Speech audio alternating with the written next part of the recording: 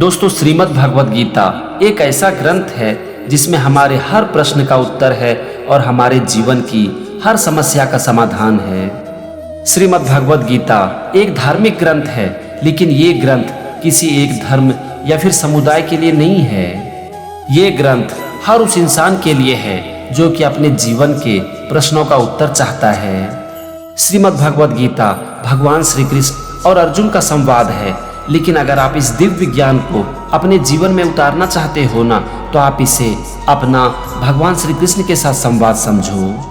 आप खुद को अर्जुन की जगह पर रखो और ये सोचो कि भगवान श्री कृष्ण जो भी कह रहे हैं वो अर्जुन से नहीं कह रहे हैं, वो आपसे कह रहे हैं। आज के इस वीडियो में मैं श्रीमद् भगवद गीता को आपको बहुत ही आसान भाषा में समझाऊंगा और आपको मैं ये बताऊंगा कि भगवान आपसे क्या कह रहे हैं।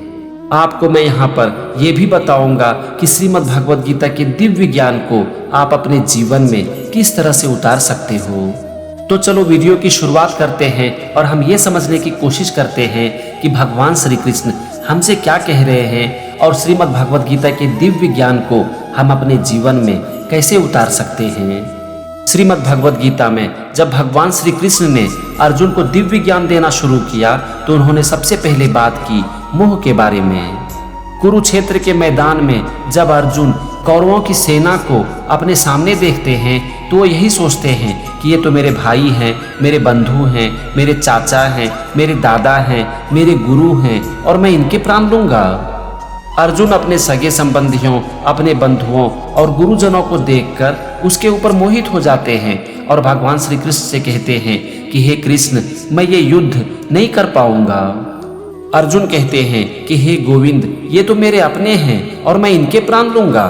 इनके प्राण लेकर अगर मुझे राजपाट मिल भी जाता है तो मैं उसका क्या करूंगा। इनके प्राण लेकर मुझे जो राजपाट मिलेगा उसे पाकर मैं कभी भी खुश नहीं रह पाऊंगा और मुझे जीवन में कभी भी शांति नहीं मिलेगी। अर्जुन कहते हैं कि हे माधव, गुरुजनों को मारने से अच्छा है कि मैं भिक्षा का अन्न ग्रहण करूं, क्योंकि मैं इसे ही कल्याणकारक समझता हूँ। अर्जुन की मानसिक स्थिति को देखकर भगवान श्री कृष्ण कहते हैं कि हे अर्जुन, तुम्हें इस समय में ये मोह क्यों प्राप्त हुआ। अब आप खुद को अर्जुन की जगह पर रखो तो भगवान श्री कृष्ण आपसे कह रहे हैं कि कभी भी और समय में मोह मत करो। दोस्तों, क्या आपको नहीं लगता है कि मोह हमारे जीवन के बहुत सारे दुखों का कारण है? क्या आपको नहीं लगता है कि मोह और माया हमें जीवन में फंसाती है और ये हमें दूसरों से बांध देती है? अगर आप अपने जीवन की समस्याओं को देखोगे, अपने दुखों के कारणों को समझने का प्रयास करोगे तो आपको समझ में आ जाएगा कि कहीं न कहीं इसके पीछे मोह और माया का हाथ है। मोह के कारण हम खुद को कभी दूसरों से बांध देते हैं तो कभी चीज़ों से। हम कहते हैं कि ये मेरे परिवार हैं, मेरे अपने हैं, मेरे सगे संबंधी हैं और हम खुद को उनसे बांध देते हैं। हम कहते हैं कि मेरा घर, मेरी गाड़ी, मेरा बंगला, मेरी चीज़ें, और इस तरह से हम खुद को चीज़ों से भी बांध देते हैं। और ये मोह हमें चीज़ों से और इंसानों से इस तरह से फंसा देती है कि जब हम इससे अलग होते हैं तो हम अंदर से पूरी तरह से टूट जाते हैं। हम ये भूल जाते हैं कि मिलना और बिछुड़ना जिंदगी का नियम है और हम जिससे मिलते हैं उससे हमें एक दिन अलग होना ही पड़ता है। जब हम खुद को मोह के द्वारा दूसरों से बांध देते हैं तो उसके अलगाव को हम सह नहीं पाते हैं और हम अंदर से पूरी तरह से हिल जाते हैं। अपने जीवन में सबसे प्रेम करो, लेकिन कभी भी किसी से मोह मत करो, क्योंकि मोह हमें जीवन में फंसाती है और प्यार हमें आजाद करती है। भगवान श्री कृष्ण आगे कहते हैं कि मोह श्रेष्ठ पुरुषों द्वारा आश्रित नहीं है। इससे ना तो यश की प्राप्ति हो सकती है, ना कीर्ति की और ना ही स्वर्ग की। यहाँ पर भगवान कह रहे हैं कि जो श्रेष्ठ पुरुष होते हैं वो जीवन में कभी भी मोह नहीं करते। ये ना तो यश का मार्ग है, ना कीर्ति का और ना ही स्वर्ग का। भगवान यहाँ पर आपसे कह रहे हैं कि अगर आप खुद को एक श्रेष्ठ पुरुष बनाना चाहते हो, एक अच्छा इंसान बनाना चाहते हो, तो जीवन में कभी भी मोह मत करो, क्योंकि मोह श्रेष्ठ पुरुष का आचरण नहीं है, ये श्रेष्ठ पुरुष का लक्षण नहीं है। हर इंसान अपने जीवन में चाहता है यश, कीर्ति, वैभव, ताकि वो एक अच्छी जिंदगी जी सके, जिससे कि उनके जीवन में सुख और शांति बनी रहे। लेकिन ये आपको कैसे प्राप्त होगा? ये आपको तभी प्राप्त हो सकता है जब आप अपने जीवन में मोह को छोड़ देते हो। तो यहाँ पर श्रीमद् भगवद गीता से आपके लिए एक बहुत बड़ी सीख है, और वो सीख ये है कि जीवन में कभी भी मोह मत करो। अगर आप जीवन में कभी भी मोह नहीं करोगे, आप कभी भी खुद को किसी भी चीज़ों से या फिर किसी भी इंसान से मोह के द्वारा नहीं बांधोगे, तो ये आपको जीवन में पूरी तरह से आज़ाद कर देगी। भगवान आगे कहते हैं कि नपुंसकता को प्राप्त मत करो, हृदय की तुच्छ दुर्बलता को त्यागो और युद्ध के लिए खड़े हो जाओ। भगवान ने यहाँ पर 3 शब्दों का प्रयोग किया है, नपुंसकता, हृदय की तुच्छ दुर्बलता और युद्ध।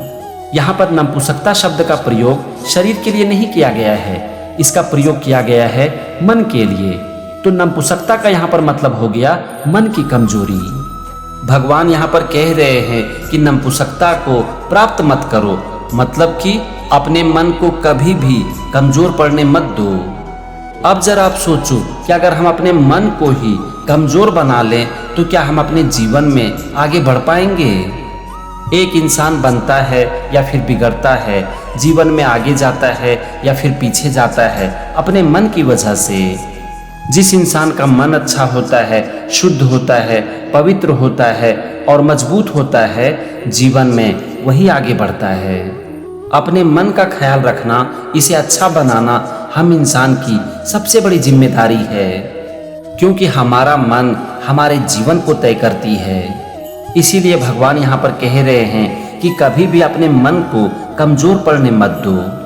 भगवान आगे कहते हैं कि अपने हृदय की तुच्छ दुर्बलता को त्यागो। भगवान पहले कह रहे हैं कि अपने मन को कमजोर पड़ने मत दो, उसके बाद कह रहे हैं कि अपने हृदय की तुच्छ दुर्बलता को त्यागो, यानी कि अपने हृदय को भी कमजोर पड़ने मत दो। दोस्तों, अगर हम अपने मन और अपने हृदय को ठीक कर लें तो इस दुनिया में कौन ऐसा काम है जिसे कि हम नहीं कर सकते हैं। हमारा मन और हमारे हृदय की कमजोरी ही हमारी सारी मुसीबतों की जड़ है। जिस इंसान ने अपने मन को ठीक कर लिया, अपने हृदय को ठीक कर लिया और इस दोनों को कभी भी कमजोर पड़ने नहीं दिया, उसे जीवन में आगे बढ़ने से इस दुनिया की कोई भी ताकत रोक नहीं सकती। इसीलिए भगवान आपसे, मुझसे और हम सब से ये कह रहे हैं कि अपने मन और अपने हृदय को कभी भी कमजोर पड़ने मत दो।